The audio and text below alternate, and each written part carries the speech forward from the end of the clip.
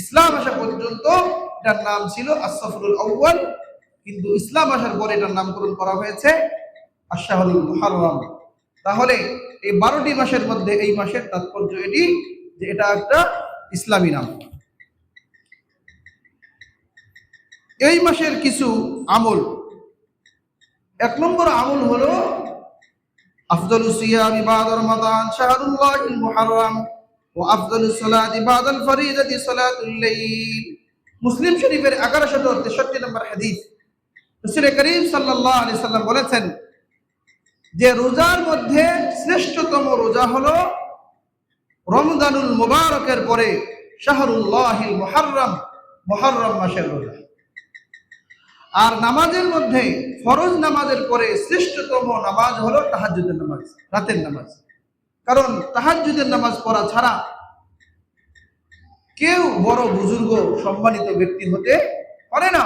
কেউ যদি আল্লাহ তাআলার সম্মানিত মুকাররম এর পরিচয় দেয় তাহলে অবশ্যই তার গুণে, তার মধ্যে তাহাজ্জুদের গুণ এবং সিফাত লাগবে।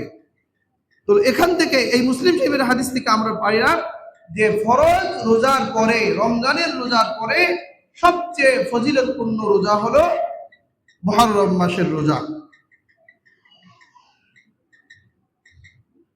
যে রমজানুল মুবারকের পরে এটি শ্রেষ্ঠ মাস। যে জিলহজ মাসেরও ফজিলত গেছে, কিন্তু সেখানে শুধুমাত্র 10 দিনের ফজিলত, পুরা মাসের ফজিলত বয়ান করা হয়নি। আর এই মাসটিকে রমজানুল মুবারকের পরে শ্রেষ্ঠতম মাস হিসেবে ঘোষণা দেওয়া হয়েছে।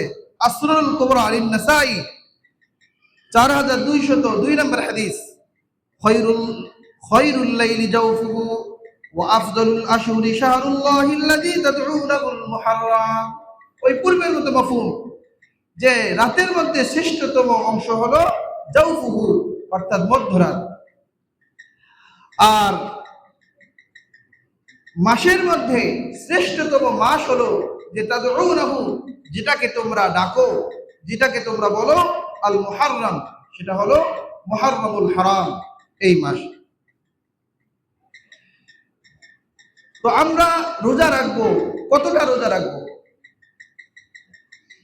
মুহররমের রোজা হলো 2টা, যে 10 তারিখ মূল রোজা, 10 তারিখের সাথে 11 তারিখ কিংবা 9 তারিখ, এই একটা রোজাকে যোগ করব।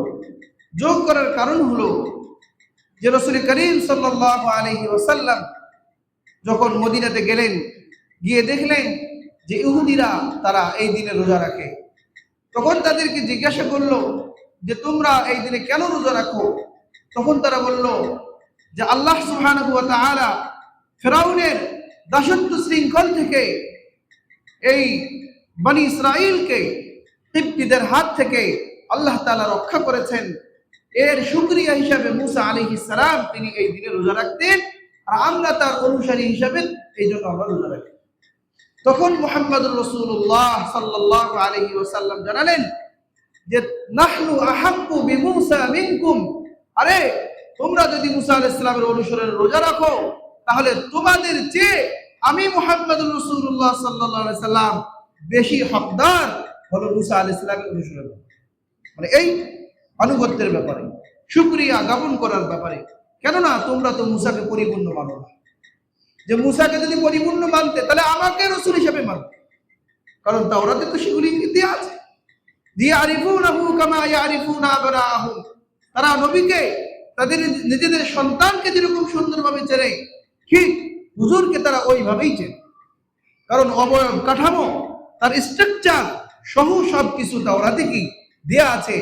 যে দেওয়ার পরও শুধুমাত্র হটকারিতা বশত যে হুজুর কেন ইসমাইলের বংশের থেকে আসলো, কেন ইসহাকের বংশের থেকে আসলো না, এই যে একটা তাদের মানে হিংসা, হিংসার বশবর্তী হয়ে তাদের বংশের থেকে না আসার কারণে তারা হুজুরকে কি করতেছে না, মানতেছে না।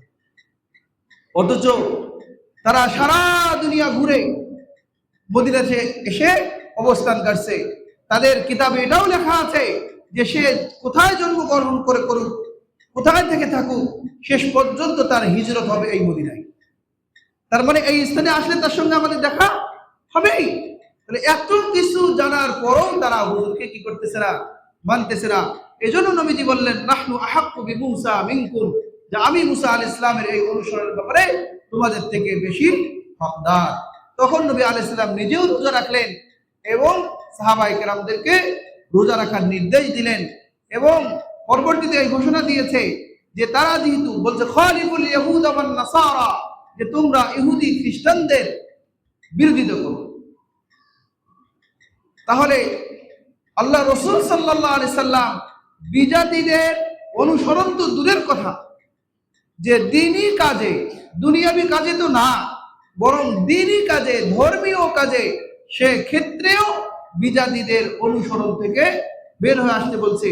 যে এমনকি যদি কোনো কাজ তাদের সাথে সাদৃশ্য হয়ে যায়, তাহলে আমরা কোনো একটা আমলের মাধ্যমে তাদের সাথে বিরোধিতা করব। যে সেটা হলো যে 11 তারিখ কিংবা 9 তারিখ, 2 দিনে কোনো একদিন রোজা রাখো, তাহলে তারা রাখে রোজা একদিন, আমরা রাখবো কয়দিন? 2 দিন।